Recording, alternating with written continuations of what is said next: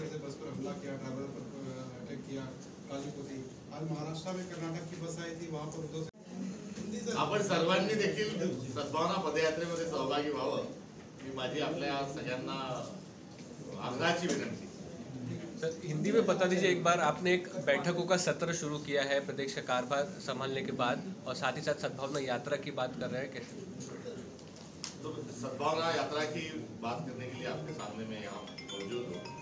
महाराष्ट्र ये पुरोगामित्व का एक भारी भरकम नहीं तो एक बहुत ही एक पवित्र शब्द महाराष्ट्र के साथ लगा हुआ है, और उसके साथ साथ महाराष्ट्र धर्म नाम का भी एक एहसास हर व्यक्ति में महाराष्ट्र में जगाने का एक सौभाग्य हमारी परंपरा ने हमें दिया है।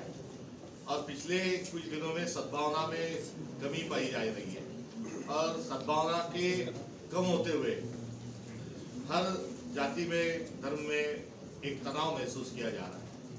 ये तनाव और कुछ उस तनाव से जुड़ी हुई कुछ घटनाएं, इसको लेकर महाराष्ट्र होने के नाते हम शर्मिंदा है, और ये इंसानियत को जो चीज़ें ठीक नहीं इंसानियत के लिए, उस चीज़ों को भी यहाँ पर होते हुए देखने का एक बड़ा ही दुखद एक प्रसंग और एक अनुभव पिछले कुछ दिनों से हमें हो रहा है। तो एक जिम्मेदारी है जो एक पुरानी पार्टी एक कॉन्स्टिट्यूशन में जो हमें सबको साथ लेने की जो सीख है, और उसी के साथ साथ प्यार मोहब्बत से रहने का एक जो जज्बा महाराष्ट्र के एक भूमि में है, ज़मीन में है, ये इसको सामने लेके आते हुए आज सद्भावना में जो कमी है और कुछ खामियां हमें जो है उसको दूर करने के लिए सद्भावना पदयात्रा भीड़ से 8 और 9 मार्च को हम उसका आगाज़ कर रहे हैं। और उसके पहले भीड़ जिले के जो नारायणगढ़ और भगवानगढ़ जो है वहाँ जाकर हमारी परंपरा जो है, हमारी जो संस्कृति है, उसकी रक्षा के लिए वहाँ के जो पीठ है वहाँ पर जाकर भी हम वहाँ प्रार्थना करें। सर, क्या संगठनात्मक बदल कोई हो सकता है? क्योंकि देखा गया है कि जब सत्ता पक्ष में कोई पार्टी बीजेपी के सामने नहीं होती है तो कार्यकर्ताओं को जोर जबरदस्ती हो, ईडी, सीबीआई, एंटी करप्शन, ऐसा कांग्रेस में भी इस तरह की है, एक आधा नेता बीजेपी को भी सद्भावना वृद्धिंगत करे, ये इसी सवाल के जवाब में मेरी उनसे भी अनुरोध है। शहरी इलाकों में भी ये सद्भावना यात्रा निकाली जाएगी, जैसे मीरा रोड है, मुलान मालोनी है, यहाँ पर भी इस तरह के जहाँ टेंशन, जहाँ कुछ इस प्रकार से घटना घटती है तो वहाँ हम दौड़ कर जाएंगे और सद्भावना का वहाँ पर आगाज है, और सद्भावना की सौगात देते हुए हमारी जो परंपरा है महाराष्ट्र की उसको हम याद। आपके दो अलाइज है शिवसेना उद्धव जी, बयान को लेकर किस तरह से देखते हैं? आपकी पार्टी के नेता है, मुझे उसकी जानकारी लेकर मैं उस पर बात करना चाहिए। आंदोलन हो रहा है आज, हाँ, आंदोलन हो रहा है आज उनके खिलाफ। 1 बजे से मैं मीटिंग में हूँ। सर, ब्रॉड लेवल पे जो कांग्रेस है उसको मजबूत करने के लिए कुछ रणनीति वगैरह बनाई गई? हाँ, इलाका इस संघर्ष है, संघर्ष जारी रहेगा। Thank you. सर, साहित्य संमेलन राजकीय साहित्य संमेलनातून साहित्याचा, शेतकऱ्यांच्या, सामान्य माणसांच्या वेदनांचा आणि आपल्या असणाऱ्या उज्ज्वल परंपरेचा, संस्कृतीचं एक जाण आणि भान निर्माण व्हावं आणि विचारांची देवाणघेवाण व्हावी, हे साहित्य संमेलनाच्या वार्षिक संमेलनातून अपेक्षा असते, आणि मोठ्या प्रमाणावर सर्व रसिकांचं आणि मराठी मंडळींचं लक्ष त्याकडे लागलेलं असतं, आणि अशा ठिकाणी एक प्रेरणा आणि मिळावी, ज्या वेदना असतील त्यांच्यावर फुंकर मारल्या जावी, जे जळणघळण ज्या लोकांनी की झाली आहे त्यांच्या व्यक्तिमत्वातून प्रेरणा मिळावी, आदी इत्यादी गोष्टी साहित्य संमेलनातून हे अपेक्षित असतात। आणि अशा ठिकाणी अवास्तव आणि कुठल्याही प्रकारचं विनाकारण अनावश्यक वक्तव्य करणं हे संपूर्णतः चुकीचं आहे, हे आपल्या परंपरेला न शोभणार आहे, आणि अशा गोष्टींमुळे सद्भावना जी है ती कमीच होती। संजय राउत बोलते हैं कि इस तरह के कार्यक्रम खंडनी के पैसों से आयोजित की जाती है, ठीक नजर नहीं आ रहा है। शरद पवार खामोश रहते जब उद्धव ठाकरे पर कोई एकनाथ शिंदे के लोग हमला बोलते या निशाना साधते या निश्चित स्तर की भाषा में प्रयोग करते, तो संजय राउत नाराजगी जता रहे जो नीलम गोरे ने कहा उसको लेकर। अब वो उस पर वही जवाब दे तो ज़्यादा ठीक है। लेकिन जो बयान नीलम ताई ने दिया और उसको लेकर संजय राउत का जो बयान आया उसको आप कैसे देखते हैं? वहाँ उस व्यासपीठ पर जाकर या उस सम्मेलन में जाकर अनावश्यक बातें करने की कोई आवश्यकता नहीं। वो कोई राजनीतिक अखाड़ा नहीं था। वहाँ पर अनावश्यक बात करके ये सद्भावना बिगाड़ने का कोई काम नहीं, कोई जरूरत नहीं। सर पिछले दिनों में देखा गया कि शिंदे सरकार ने जो फैसले लिए दूसरी बात है कि महाराष्ट्र के देवेंद्र फडणवीस सरकार ने कई ऐसे प्रोजेक्ट है पिछली सरकार के जिसका रिव्यू शुरू किया है और जिसको लेकर एकनाथ शिंदे के लोग नाराज नजर आ रहे हैं। अब उन्होंने किसान से जुड़ी जो MSP और PSS जो स्कीम थी उसको लेकर उन्होंने 6 सदस्यीय समिति गठित की है, क्योंकि उनका उसमें आरोप ये था कि इसमें कुछ जो एजेंसियां थी वो पैसे लेती थी। तो ये कितना गंभीर मामला है, इसकी क्या क्या जांच होनी चाहिए? जांच किसी भी चीज की जांच होने में क्या आपत्ति है? जांच होती तो अच्छा है, ये दूध का दूध पानी का पानी निकल गया है। सर जिस तरह से बयानबाजी हो रही है उद्धव ठाकरे के ऊपर हो रही हो या शरद पवार के ऊपर हो रही हो, देखा जा रहा है कांग्रेस ने अपने आप को साइड कर लिया है, साइडलाइन कर लिया है।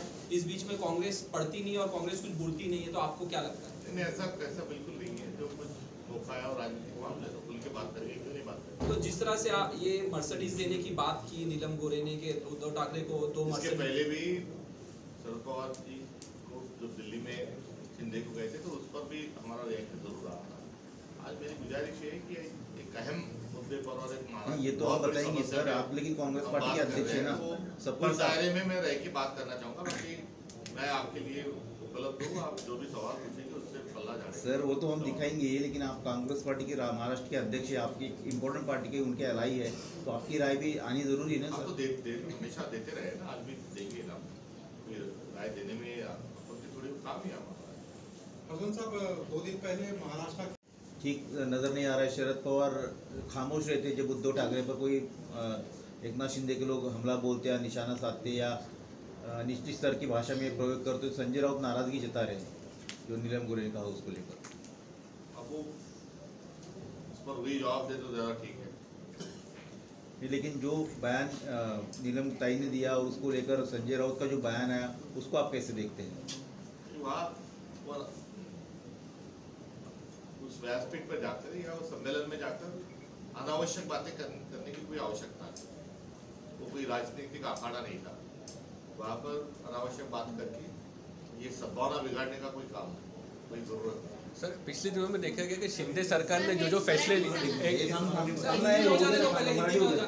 दूसरी बात है कि महाराष्ट्र के देवेंद्र फडणवीस सरकार ने कई ऐसे प्रोजेक्ट है पिछली सरकार के जिसका रिव्यू शुरू किया है और जिसको लेकर एकनाथ शिंदे के लोग नाराज नजर आ रहे हैं। अब उन्होंने किसान से जुड़ी जो MSP और PSS जो स्कीम थी उसको लेकर उन्होंने 6 सदस्यीय समिति गठित की है, क्योंकि उनका उसमें आरोप ये था कि इसमें कुछ जो एजेंसियां थी वो पैसे लेती थी। तो ये कितना गंभीर मामला है, इसकी क्या क्या जांच होनी चाहिए? जांच किसी भी चीज की जांच होने में क्या आपत्ति है? जांच होती तो अच्छा है, ये दूध का दूध पानी का पानी निकल गया है। सर जिस तरह से बयानबाजी हो रही है उद्धव ठाकरे के ऊपर हो रही हो या शरद पवार के ऊपर हो रही हो, देखा जा रहा है कांग्रेस ने अपने आप को साइड कर लिया है, साइडलाइन कर लिया है। इस बीच में कांग्रेस पढ़ती नहीं और कांग्रेस कुछ बोलती नहीं है, तो आपको क्या लगता है? नहीं, ऐसा बिल्कुल नहीं है। जो कुछ मौका है और राजनीतिक मामले तो खुल के बात करेंगे, क्यों नहीं बात करेंगे? तो जिस तरह से ये मर्सिडीज देने की बात की नीलम गोरे ने कि उद्धव ठाकरे को तो इसके पहले भी शरद पवार जी को जो दिल्ली में शिंदे को गए थे तो उस पर भी हमारा रिएक्शन जरूर रहा था।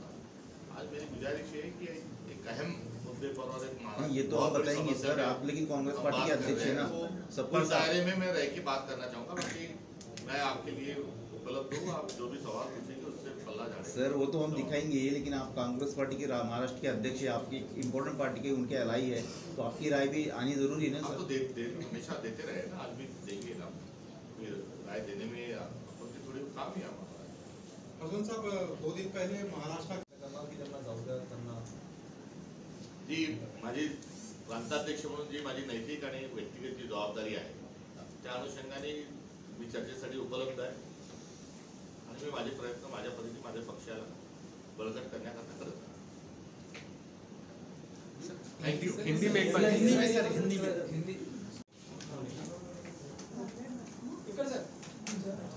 रेडी चला रोल करायचा महाराष्ट्र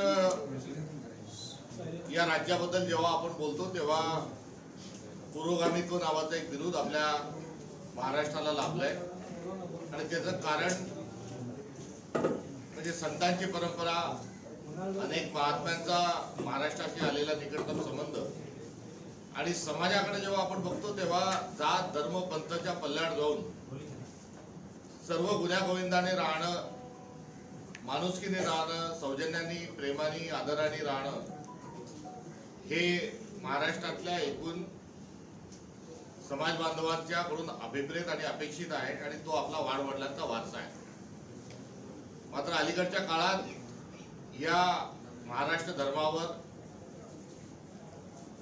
जे वैशिष्ट्य पुरोगामित्वाचं जे आपलं आहे त्या पुरोगामित्वावर कुठेतरी घाला घातल्या जात असल्याचं आपल्याला आढळून येतंय आणि या सर्व पार्श्वभूमीवर दिवसेंदिवस जाती जातींमध्ये, जाती धर्मांमध्ये, माणसांमध्ये एक मोठ्या प्रमाणावर दुजाभाव, भेदभाव आणि जातीवाद हा वाढत चालल्याचा, फोफावत चालल्याचा आपल्या सगळ्यांना दुर्दैवाने आपल्या निदर्शनास येत आहे.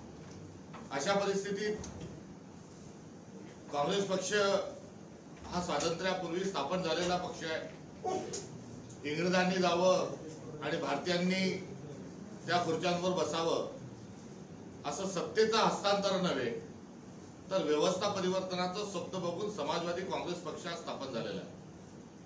आणि हा समाजवादी पक्ष जेव्हा स्थापन झाला तेव्हा तो समाजवाद जो आहे तो या भारताच्या DNA मधला असणारा समाजवाद हा आपसूक काँग्रेसनी आपल्या आचार, विचार, व्यवहार, उच्चार आणि स्वप्नरंजनामध्ये घेतलेला आहे. त्यामध्ये वारकरी संप्रदायाची महान परंपरा असो, छत्रपती शिवाजी महाराज, शाहू फुले आंबेडकर, गाडगे महाराज, तुकडोजी महाराज, महात्मा गांधी, स्वामी बसवेश्वर, चक्रधर स्वामी अशी जी महान परंपरा आहे या परंपरेतला माणसांनी माणसाशी माणसासारखं वागावं, जाती धर्माच्या पलीकडे आपण समाजव्यवस्था स्थापित करावी हा वारसा आणि हा वसा हा काँग्रेसचा होता. स्वातंत्र्योत्तर काळात ही सर्व मूल्य भारताच्या महान संविधानात आली आणि विश्वशांतीचा, विश्वबंधुत्वाचा, सामाजिक न्यायाचा, प्रत्येक व्यक्तीच्या सन्मानाचा मुद्दा हा नागरिकांचं कर्तव्य देखील असल्याचा भाग त्यामध्ये आपसूक समाविष्ट आहे. आणि एकीकडे आपला जाज्वल्य इतिहास आहे, आपल्या उज्ज्वल परंपरा आहेत, आपली संस्कृती आहे आणि दुसरीकडे आज महाराष्ट्रामध्ये हे जातीवादाचं पसरलेलं जे लोण आहे हे एक अपार्य स्वरूपामध्ये आपल्याला सगळ्यांना बघावं लागत आहे. त्यामुळे या परिस्थितीवर मात करण्याकरता कुठलाही निवडणुकीचा आशय हा न घेता किंवा कुठेही द्वेषाची, कोणाशी तुलनेची किंवा इतर विरोधी पक्षांच्यावर तोडसोकाचा किंवा हल्ला न करता एक उपक्रम महाराष्ट्र प्रदेश काँग्रेस कमिटीने हाती घेतला आहे. ठिकठिकाणी आपल्याला जातीय दंगली, विषमतेचे अनेक मुद्दे, सामाजिक सौहार्दता बिघडणाऱ्या घटना घडताना दिसतात. त्या ठिकाणी असं का होतं तर जिथे सद्भावना ही लोप पावलेली आहे किंवा सद्भावनांनी आपला निच्चांक गाठलाय त्या ठिकाणी अशा घटना आपल्याला घडलेल्या दिसून येतात. करिता सद्भावना ही आज महाराष्ट्राला नितांत आवश्यक असणारं एक मूल्य आहे आणि आज जर सद्भावनाची जोपासणूक आपण केली नाही तर उद्याच्या पिढीचं काय. आणि दुसरीकडे आपली जी उज्ज्वल परंपरा आहे त्या परंपरेला आपण पायी पडण्याची पात्रता आपल्या अंगी उरली आहे का असा देखील एक कापसूक प्रश्न दुसऱ्या बाजूला हा उपस्थित होतो. आणि त्यामुळे सद्भावना हा एक ऐरणीचा मुद्दा आज जो महाराष्ट्राच्या पुरोगामित्वाकरिता अत्यंत आवश्यक आहे याचा जागर नुसता जागरच नव्हे तर यासाठी रचनात्मक आणि प्रसंगी संघर्षात्मक भूमिका ही महाराष्ट्र प्रदेश काँग्रेस कमिटी घेत आहे. आणि याची सुरुवात आज आपण जेव्हा माध्यमांकडे बघतो तेव्हा बघितल्यानंतर बीड या जिल्ह्याचा उल्लेख आपल्याला वारंवार आज होत असतानाचा आढळून येतो. त्या ठिकाणच्या जातीवादी काही शक्तींच्या अनुषंगाने असेल किंवा काही त्या ठिकाणी अपराधिक ज्या काही घटना घडल्या त्याच्या अनुषंगाने असेल. आणि या पार्श्वभूमीवर आज बीडचा ची जी बदनामी होत आहे, बीडमध्ये आहे इतर ठिकाणी नाही असं पण नाही, मात्र बीड आज मोठ्या प्रमाणात महाराष्ट्रातला अविभाज्य बीड जिल्हा हा अंग आहे आणि एक जिल्हा अशा पद्धतीने जर सगळ्यांच्या समोर येत असेल तर ही घटना निश्चित दुःखद आहे. त्यामुळे आता पुढे या संदर्भामध्ये एक कार्यक्रम महाराष्ट्र प्रदेश काँग्रेस कमिटीने हाती घेतलाय.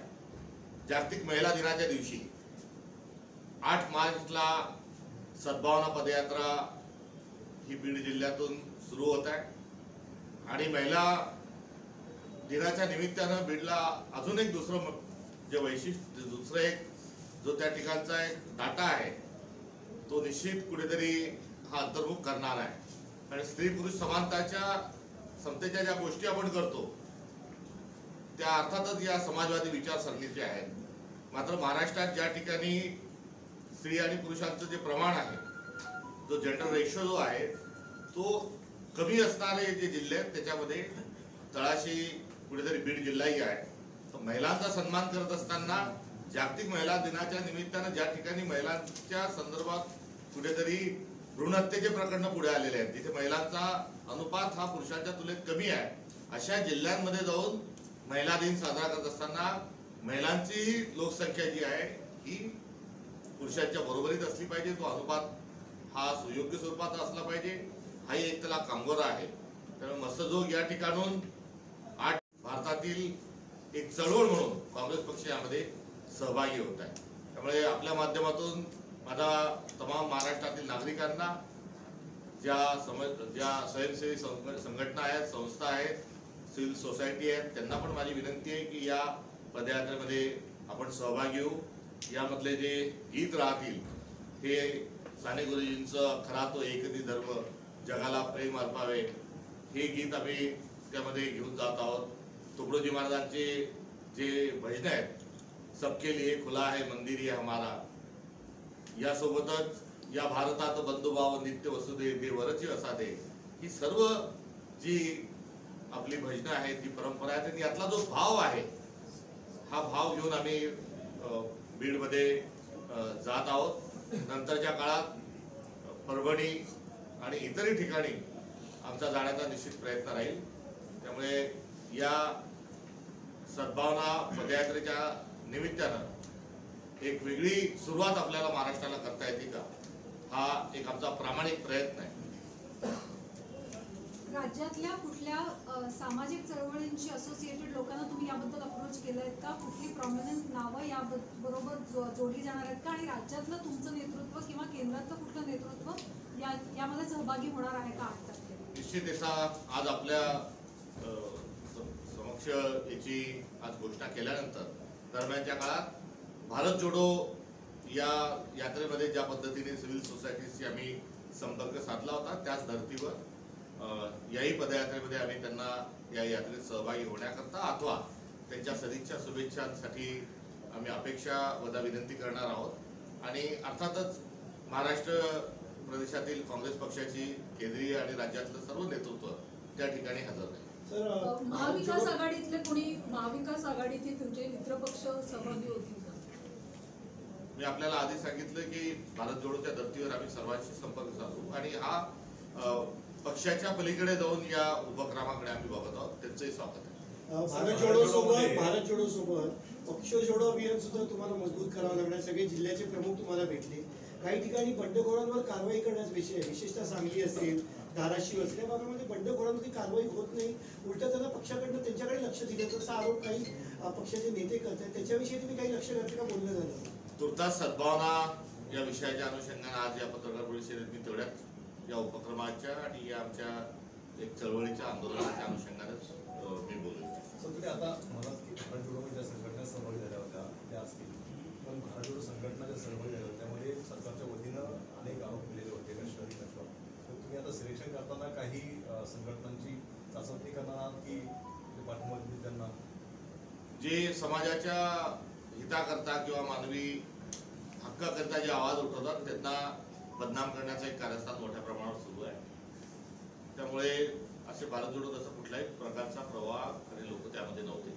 त्यामुळे असं हा शब्द आपण जो उच्चारला तो वापरून सरकारच्या विरोधात कोणी काही बोलू नका याची केलेली ती व्यवस्था. आपण बघतोय की तुमच्या येण्यानंतर तुम्ही आज जे जिल्हाधिकाऱ्यांचे संकेत तुम्हाला मिळाले आहेत तर कार्यकर्त्यांकडनं पदाधिकाऱ्यांकडनं काय नेमका फीडबॅक मिळाला आणि कसं लक्ष दिलं जाणार मुंबईमध्ये सुद्धा आणि मुंबई बाहेर सुद्धा अनेक ठिकाणी आढावा घेतला. पक्ष संघटना आहेत त्याचे नियमित स्वरूपाचे आढावा, त्याच्या पुनर्रचना आणि कार्यक्रम हा जो एक साखळी आहे ती निरंतर सुरू असते. त्यामुळे नियोजन, अंमलबजावणी आणि मूल्यांकन याच प्रक्रियेतला तो चालू असताना एक भाग. पण आज तुमची पहिली बैठक होती त्यामुळे जिल्हाध्यक्ष नेमका सुरू काय होतं? सोबत कोणाला घेऊन चालायचं, एकटे चालायचं, काही बदल करायचे, काही तर बैठकी झाला असेल ना? सद्भावना महाराष्ट्रात वृद्धिंगत झाली पाहिजे हा आजच्या मीटिंगचा आशय आणि हाच सगळ्यांचा असणारा मनातली असणारी इच्छा आहे की महाराष्ट्रात सद्भावना वृद्धिंगत व्हावी. आगामी स्थानिक स्वराज्य संस्थांच्या निवडणुका आहेत त्याबद्दल सुद्धा अशाच पद्धतीची सद्भावना तुम्ही तुमच्या युतीतील तुमच्या महाविकास आघाडीतील अनेक नेत्यांसोबत असणार आहे का? मुंबईच्या बाबतीत काय नेमकी भूमिका असणार आहे? 25 तारखेला जे सुप्रीम कोर्टात हिअरिंग आहे त्याच्यावर 28व्या क्रमांकावर आपली लोकल बॉडीच्या जे निवडणूक आहे त्याची केस आहे, त्यामुळे हिअरिंग आहे.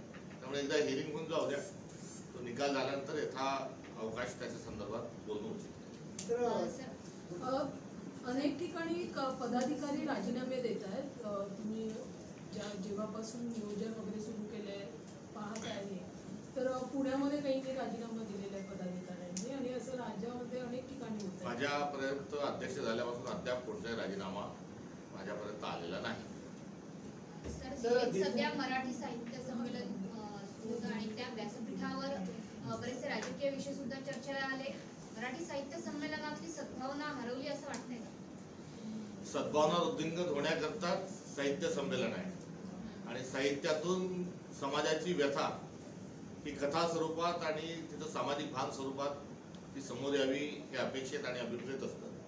त्यामुळे अशा सगळ्या संमेलनाचा प्रयत्न हा सद्भावना वृद्धीसाठीच असतो. त्यामध्ये काही ज्या गोष्टी काही कानावर येतात आहेत त्या अनावश्यक आहे आणि त्या दुर्दैवी. पण ज्यासाठी 2 मर्सिडीज द्याव्या लागतात आणि विधान परिषदेमध्ये प्रश्न लावण्यासाठी प्रश्न घेण्यासाठी पैसे द्यावे लागतात, यातली व्यथा कुठली आणि कथा कुठली वाटते? मी राजकारणाच्या पहिल्या दिवशीपासून काँग्रेसमध्ये आहे त्याच्यामुळे मला यावर काही भाष्य करता येणार. विधिमंडळाचं कामकाज तुम्ही पाहिलं गंभीर विषय आहे, कारण नीलम गोरे उपसभापती त्यांच्यावरती संजय राऊतांनी थेट आरोप केला की परिषदेचे प्रश्न लावण्यासाठी आहे ते पैसे घेतले जातात. त्याचवेळी त्यांनी एका मोठ्या व्यासपीठावरनं उद्धव ठाकरेंना पद देण्यासाठी उद्धव ठाकरे 2 मर्सिडीज देतात असा आरोप केला. गंभीर आहे का राजकारणाच्या दृष्टीने? माजी शिवसैनिकांनी एक आजी शिवसैनिकांच्या वादापेठमध्ये यामध्ये भाष्य करणे प्रासंगिक जरी वाटत असेल तरी आज मी एक वेगळा आशयाचा विषय घेऊन आपल्या समोर प्रस्तुत आलोय. या विषयाला आपण सर्वांनी बळ आणि याची सराहना करावी माझी आपल्याकडून नम्र अपेक्षा आणि विनंती. ही जी पदयात्रा आपण जी काढताय भारत जोडोची, तर मागे पण ज्या पद्धतीने राहुल गांधींच्या नेतृत्वात भारत जोडो यात्रा काढण्यात आली होती आणि थांबवण्यात आलं होतं, तर तुमच्या काय याच्यावरती प्रतिक्रिया राहणार आहे, काय सांगणार? भारत जोडो हा दरोमत हा त्यामध्ये संदेश होता आणि सगळ्यांना जोडण्याचा प्रयत्न होता आणि ती भारत जोडो यात्रा होत असताना त्यामध्ये कुठेही चुकीचा भाव आणि राजकीय आशय त्यामध्ये नव्हता. आणि जाहीर आहे की ह्या आम्ही जी आता सद्भावना पदयात्रा काढतोय त्या सद्भावनेमध्ये जो आशय जो आहे तो आपल्या भारताचा महाराष्ट्राचा जो पुरोगामित्व आहे आणि महाराष्ट्र धर्म जो आहे तो दाखवण्याकरता आम्ही ही पदयात्रा काढतो. सर, काँग्रेसमध्ये काही लोक पक्ष सोडून जाणार आहेत.